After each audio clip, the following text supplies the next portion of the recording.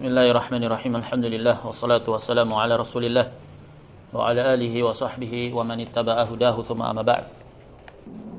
Qala al-muallif Syekh Bakar Abu Zaid rahimahullah, al-mabhatsu tsani, bahasan yang kedua, anwa'ul hajr, macam-macam bentuk dari hajar atau boikot terhadap ahlul bid'ah wal ma'asi, kepada ahlul bid'ah dan ahlul ma'asi. Wa hiya thalathatun, jenis-jenis konsep hajar dan boikot itu ada tiga. Al-awwal al-hajru diyanatan. Yang pertama adalah hajar atau boikot dalam rangka dan latar belakang atas dasar agama. Berarti ibadah kalau begitu. Al-hajru li haqqillahi ta'ala. Itu hajar untuk hak Allah Subhanahu wa ta'ala. Wa huwa min amali ahli taqwa. Dan hajar untuk jenis yang demikian ini termasuk dari amalan, ciri identik dari ahlut taqwa. Fi hajri as-sayyi'ah wa hajri fa'iliha mubtadi'an aw 'asiyan. Itu konsepnya adalah hajar, memboikot, menjauhkan diri dari kejelekan apapun itu bentuknya, baik itu kebid'ahan maupun maksiat, dan juga hajar boikot, menjauh dari pelakunya. Jadi kepada fi'il, perbuatan, dan kepada fa'il, pelaku itu sendiri. Dikatakan bahkan oleh Nabi SAW, perkara ini termasuk sekokoh-kokoh tali ikatan keimanan. Awsaq ural iman al-hubbu fillahi wal bughdhu fillah.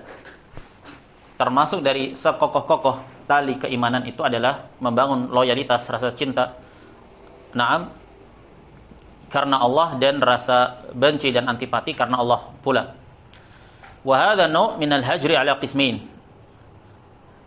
Jenis ini untuk kategori hajar dengan konsep atas dasar agama, berarti konsepnya ibadah.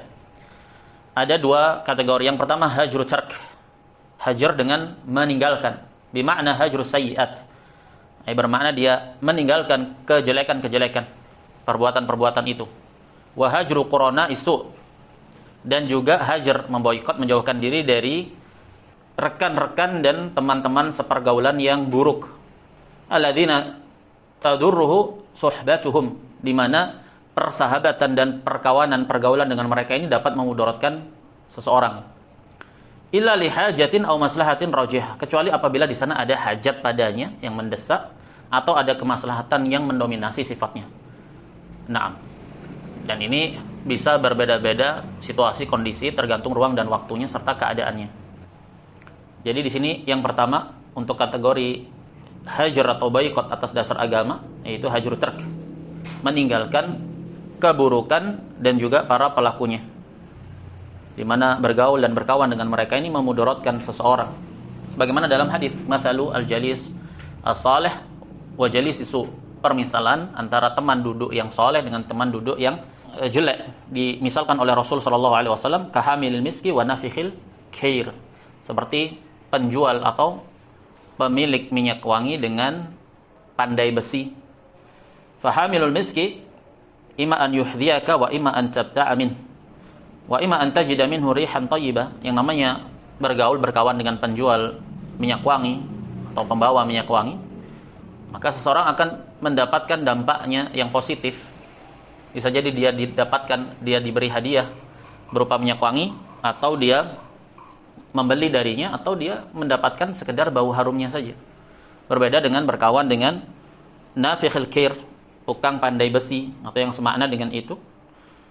Imma an yahriqa thiyabaka wa imma an tajida minhu rihan muntinah.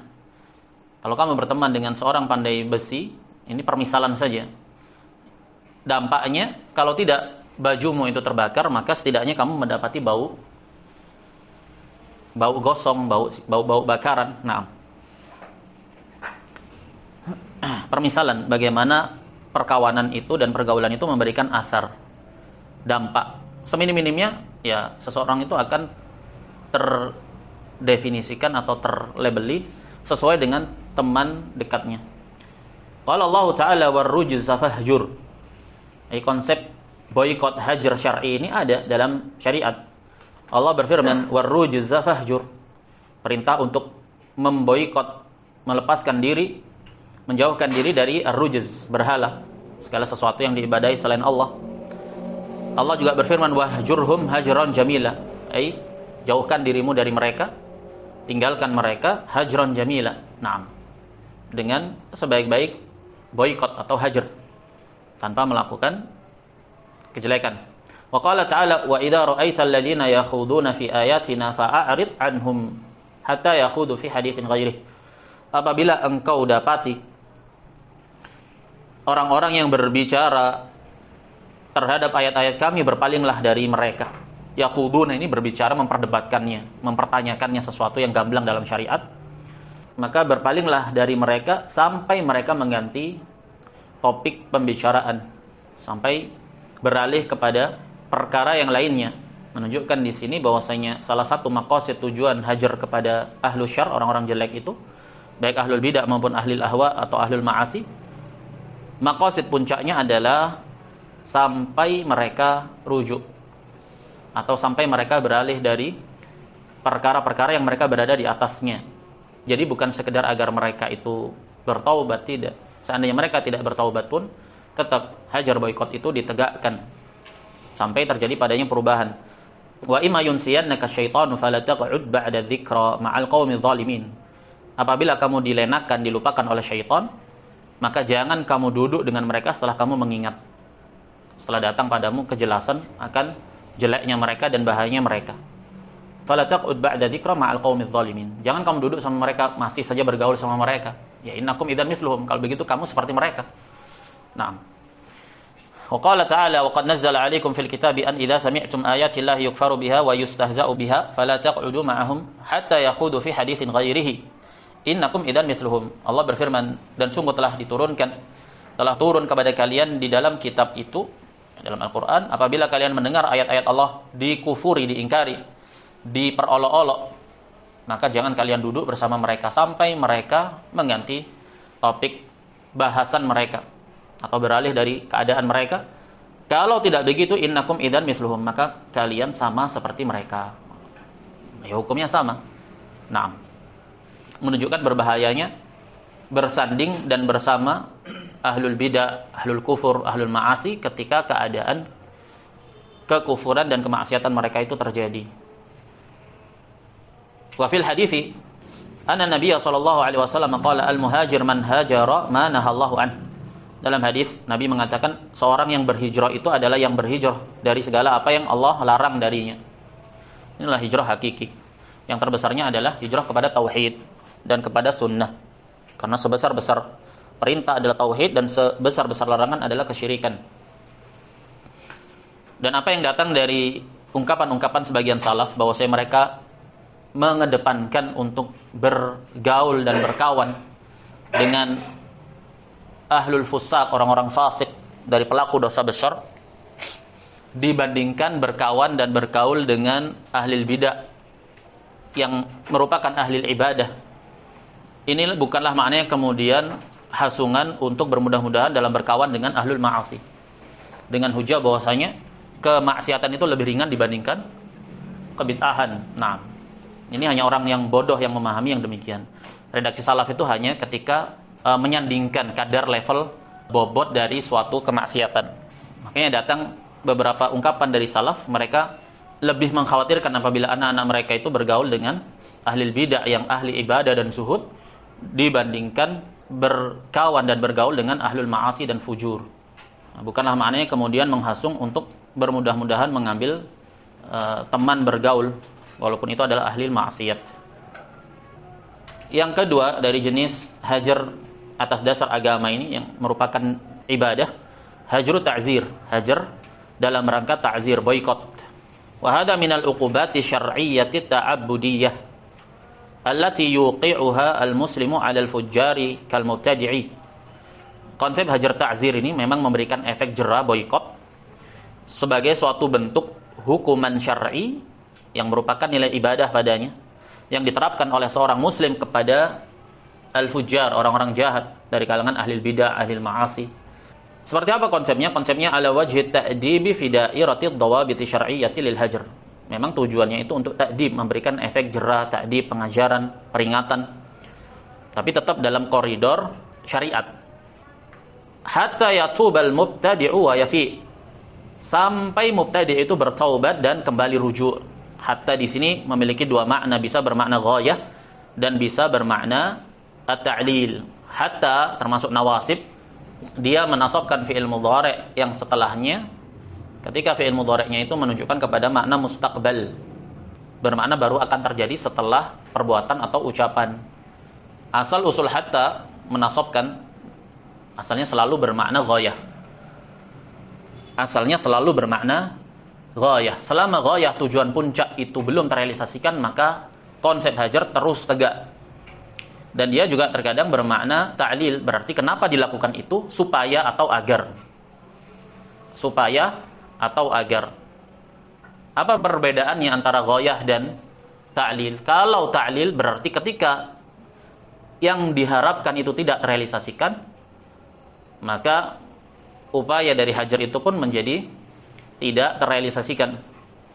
Sebagaimana mungkin ungkapan sebagian orang bahwasanya hajar itu salah satu tujuannya adalah ta'lil, supaya yang dihajar itu rujuk atau bertaubat. Sekarang bagaimana jika yang dihajar itu memang keras kepala dan tidak mau rujuk untuk bertaubat? Apakah ada perlunya untuk menghajar? Kalau hatta itu bermakna ta'lil, berarti nggak ada perlunya, karena kita capek-capek menghajar pun dia tidak akan berubah.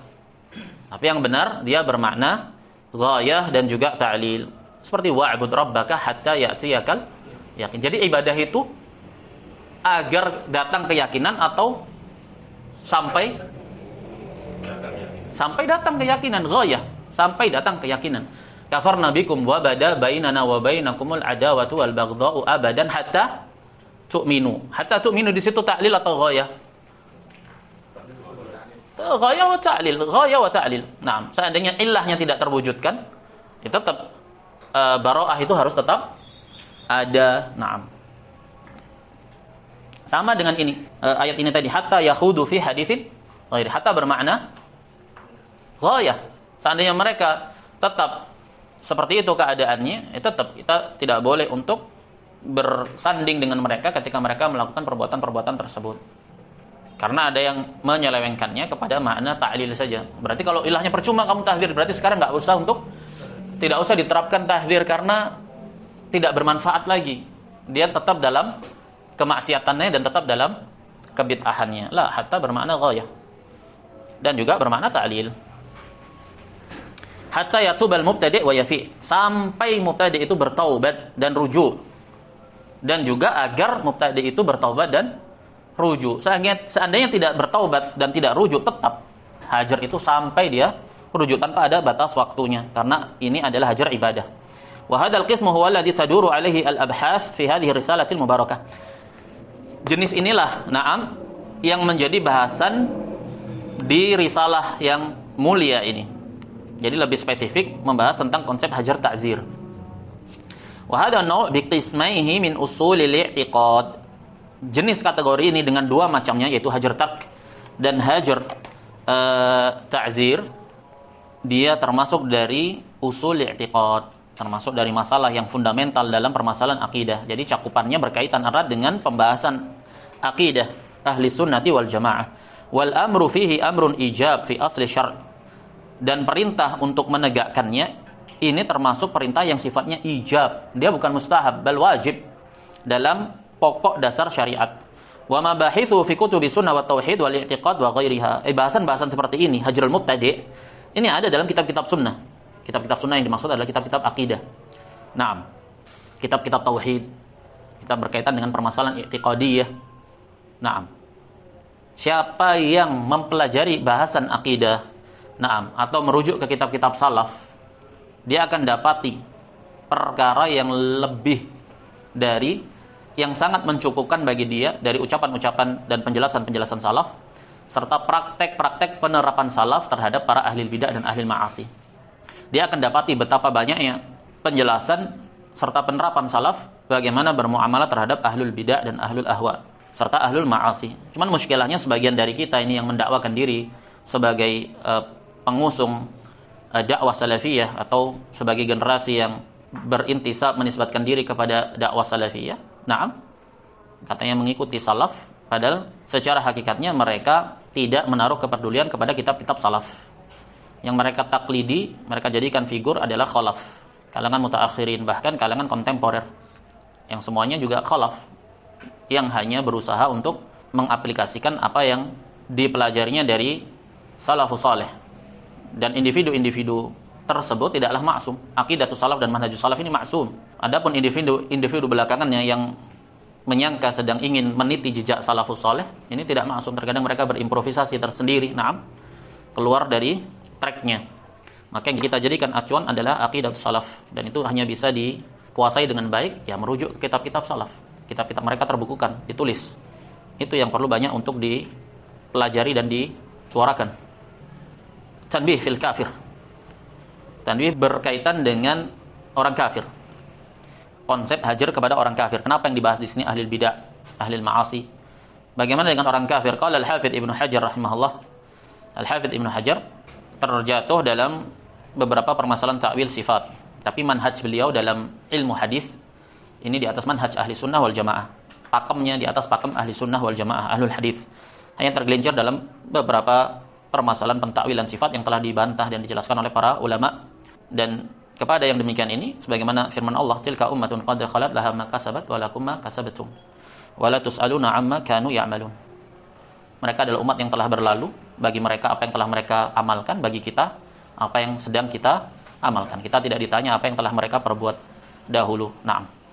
Yang jelas ketergelinciran dan kekeliruan dalam permasalahan i'tiqadiyah tetap mardud, tertolak dan terbantahkan kembali kepada pelakunya. Qala At-Tabari, qissah Ka'ab bin Malik aslun fi hijrani ahli al-ma'asi.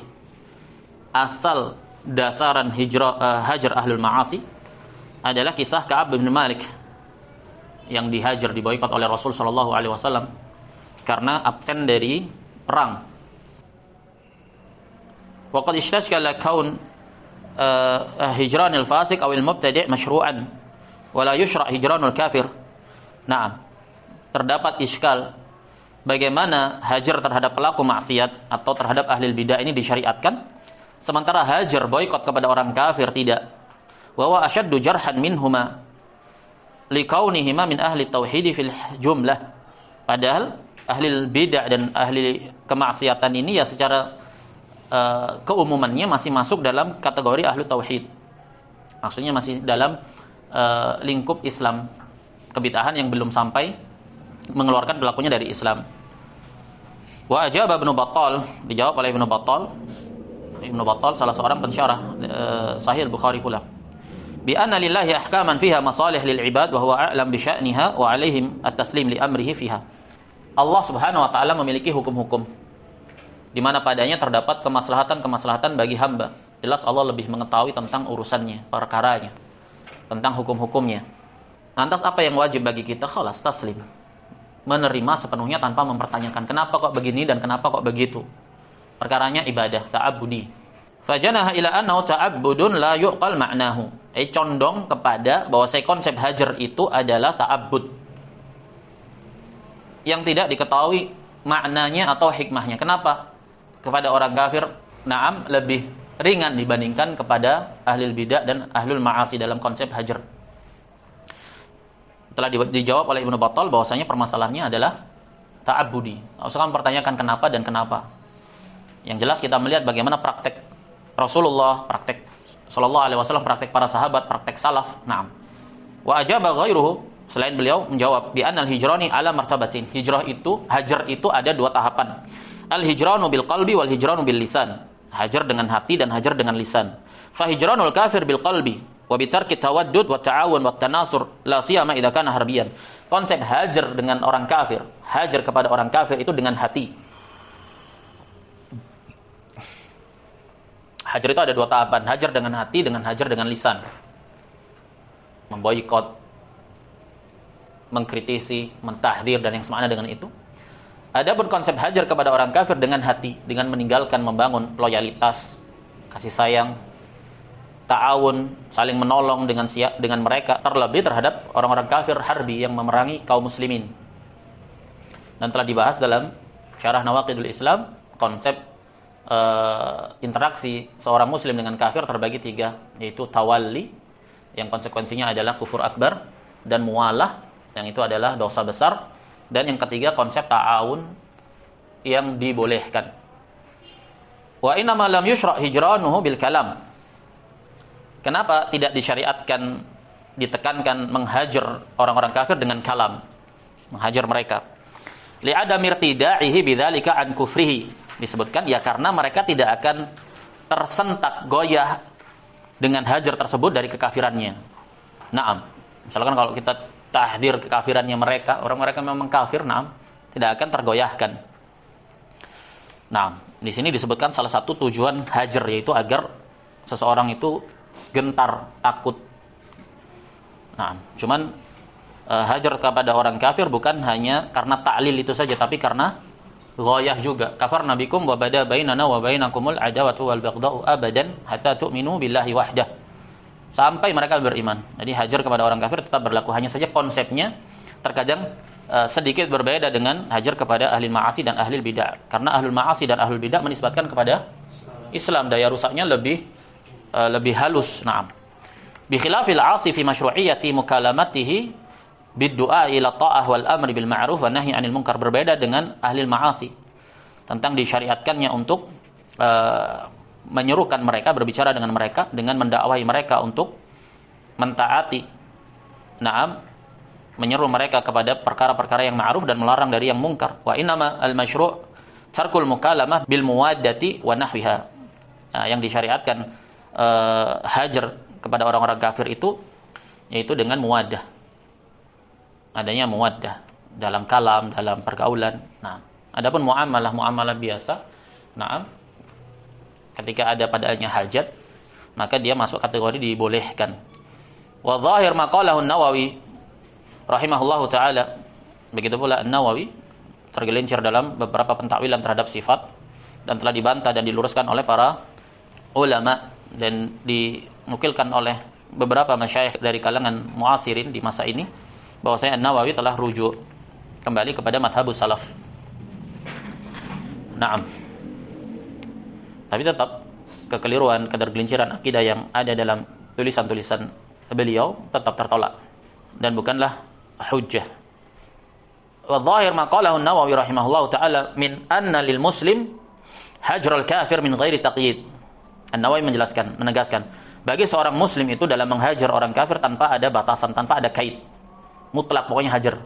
Lima huwa ma'lumun min al-asli syar'i al-'am min tahrimi muwalatil kufar wa tahdhiri min muwadatihim wa ta'dimi ma yuaddi ila dhalik. Termasuk perkara yang ma'lum, diketahui dalam asas dasar syariat yang umum akan keharaman bermualah, berloyalitas kepada orang-orang kafir dan hasungan untuk memperingatkan, mentahdir dari berlemah lembut, berkasih sayang dengan mereka dan mengagungkan mereka yang dapat menghantarkan kepada mawaddah itu tadi, mengidolai mereka yang itu dapat menyeret kepada mencintai mereka. Naam. Wa nasbil asbabil musila ila dhuhuril muslim alaihim. Kama fi hadits Abi Hurairah radhiyallahu anhu anna Rasulullah sallallahu alaihi wasallam qala. Dan disyariatkannya dalam pokok dasar syariat mewujudkan segala sebab yang dapat menghantarkan kepada dominasi kaum muslimin terhadap orang-orang kafir. Sebagaimana dalam hadis, la tabda'ul yahuda wan nasara bisalam. Jangan kamu mulai mengucapkan salam kepada Yahudi dan Nasara. Kalau kalian bertemu dengan mereka di salah satu jalan, pepetlah mereka, sempitkan mereka kepada jalanan. Pojokkan mereka, sudutkan mereka sampai ke pinggir jalan. Dan ini penerapannya tentu di keadaan-keadaan di mana Islam dan kaum muslimin itu benar-benar digdaya dan mendominasi. Rawahu Ahmad wa Muslim wa ghairuhuma wan nususu fi tahrimi muwalatil kafirina minal kitabi was sunnah wa atharus salafi katsira masyhurah. Nas-nas berkaitan dengan ini, haramnya berloyalitas kepada orang-orang kafir dari Al-Qur'an dan sunnah dan athar-athar salaf banyak sekali. Wallahu a'lam. Atsani al-hajru listislahi amrin dunyawi. Yang kedua dari konsep hajar untuk dalam rangka melakukan perbaikan perkara keagamaan. Ai al-hajru li haqqil abdi. Di hajar yang berkaitan dengan hak hamba. Kalau yang pertama tadi al-hajr li haqqillah, ibadah. Wa fihi ja'at ahaditsu al-hajr bima duna salas layalin. Datang pada yang demikian ini hadis-hadis tentang hajar, boikot kurang dari 3 malam. Yaitu hajar dalam perkara keduniawian. Naam. Datang batasannya dalam syariat 3 hari. Wa rawaha jamaah minas sahabah radhiyallahu anhum bi asanid fi sahihain wa ghairihima Na'am, wa jami'iha tufidu anna syar'a lam yurakhis bihadha an-naw' min al-hajri bainal muslimina illa bima duna thalathi layalin. Seluruh hadis-hadis yang ada memberikan faedah bahwasanya syariat tidak memberikan keringanan terhadap konsep hajar ini yang terjadi di antara kaum muslimin, kecuali hanya terbatas di bawah 3 hari. Jadi kalau hajar untuk urusan duniawi enggak boleh lebih dari 3 hari. Naam. Kama lam yurakhis fi ihdad ghairi zawja akthar min 3. Naam. Wa min al-hajri huna hajrul walid liwaladihi, termasuk dari bentuk hajar dalam kategori ini hajarnya seorang orang tua kepada anaknya, diboikot anaknya. Naam. Wa zawj li zawjatihi, begitu pula suami kepada istrinya. Faqad hajara Nabi sallallahu alaihi wasallam nisa'ahu syahran. Nabi telah menerapkan yang demikian itu, memboikot istrinya, tidak mengajak mereka bicara selama 1 bulan. Makanya disyariatkan untuk ta'addud. Antum hajar 1 bulan ya antum yang repot. Naam. Apalagi kalau egonya tinggi, waduh, antum sendiri yang pusing. Naam. An Anas radhiyallahu anhu qala qala Rasulullah sallallahu alaihi wasallam, coba antum kalau ta'addud, dia sendiri yang bingung. Minta maaf lah. Naam. Hah? Minta maaf lebih baik daripada minta izin. Nah, ya minta maaf lebih baik kan? Taib. An Anas radhiyallahu anhu qala qala Rasulullah sallallahu alaihi wasallam la tanajashu wa la tabaghadu wa la tahasadu wa la tadabaru wa kunu ibadallahi ikhwana wa la yahillu muslim an yahjura akhahu fawqa 3 layalin. Hadis Anas radhiyallahu an, nas atas yang demikian ini, jangan saling berbuat kelicikan, kecurangan, saling membenci, saling hasad, saling berbalik. Jadilah kalian hamba-hamba Allah yang bersaudara, dan tidak halal bagi seorang muslim menghajar saudaranya lebih dari 3 hari. Hajar dalam permasalahan duniawi. Wa ba'da an bayyana al-Khattabi rahimahullahu taala anna ma wara'a 3 'ala al-man'. Al-Khattabi menjelaskan tentang hadis ini, yaitu larangannya lebih dari 3 hari. Qala fa amma hijranil walid waladahu waz-zawj li zawjihi wa man kana fi ma'nahuma fala yadhiqu akthar min 3. Wa qad hajara Rasulullah sallallahu alaihi wasallam nisa'ahu syahra. Diberi kait oleh Khattabi bahwasanya hajarnya walid, seorang orang tua kepada anaknya, suami kepada istrinya, dan yang semakna dengan itu, maka tidak terbatasi dengan 3 hari aja, dengan lebih dari 3 hari. Karena Rasul sallallahu alaihi wasallam menghajar para istri beliau selama 1 bulan. Wa hadha naw' min al-hajri min mabahithi ar-riqaq wal adab. Hajar yang seperti ini masuk kategorinya ya ta'dib, adab, agar melembutkan hati itu. Naam. Terakhir, an-naw' tsalits al-hajru qada'. Wa huwa min al-uqubat at-ta'ziriyah lil mu'tadin. Wa hadha yabhathuhu al-fuqaha fi bab at-ta'zir. Jenis yang ketiga hajar karena qada', keputusan hukum. Yaitu konsep hukuman berupa ditakzir, dihukum, diasingkan, dijauhkan, dikeluarkan dari desanya selama 1 tahun, naam, dipenjara dan yang semakna dengan itu. Jadi ini bahasanya ranahnya fuqaha di bab ta'zir, ranahnya keputusan hukum. Baik, kita cukupkan sampai di sini. Wassallallahu wasallam ala nabiyyina Muhammad wa ala alihi wa sahbihi ajma'in.